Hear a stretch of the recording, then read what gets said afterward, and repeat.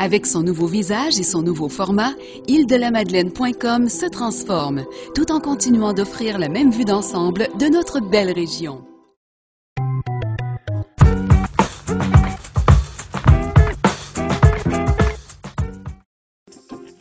Le député libéral des Îles-de-la-Madeleine, M. Germain Chevary, annonce des investissements majeurs pour 2010 dans le réseau routier de l'archipel.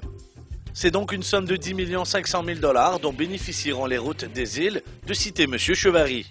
Je suis vraiment heureux et fier de vous annoncer aujourd'hui qu'un total de 10 500 000 seront consacrés en 2010-2011 sur les routes de la circonscription des Îles-de-la-Madeleine. La saison 2010-2011 des travaux routiers sera particulièrement active. En effet, la même quantité d'asphalte, soit environ 20 000 tonnes, sera utilisée pour les 14 chantiers qui seront en œuvre un peu partout sur l'archipel, de déclarer M. Louis Vigneault, chef du Centre de services de transport Québec aux Îles-de-la-Madeleine. On aura la même quantité sensiblement cette année, encore une vingtaine de mille tonnes de prévues. Il y a des chantiers sur les deux municipalités, Grosse-Île et les Îles-de-la-Madeleine. Il y a en plus du volet conservation, asphaltage de la chaussée, il y a un volet aussi amélioration.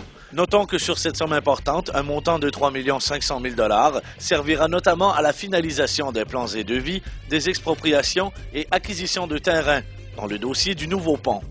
Une fois le dossier complété, on devrait quelque part à l'été prochain aller en soumission, en appel d'offres, ce qui va nous permettre d'avoir le vrai prix pour la construction du pont. En terminant, soulignons que l'amélioration du réseau routier ne cesse de croître. Ainsi, la proportion des chaussées en bon état pour la région Gaspésie-les-Îles est passée de 51 à 68 % depuis 2006. Tandis que le plan d'action provincial, lui, vise les 83 % d'ici 2022.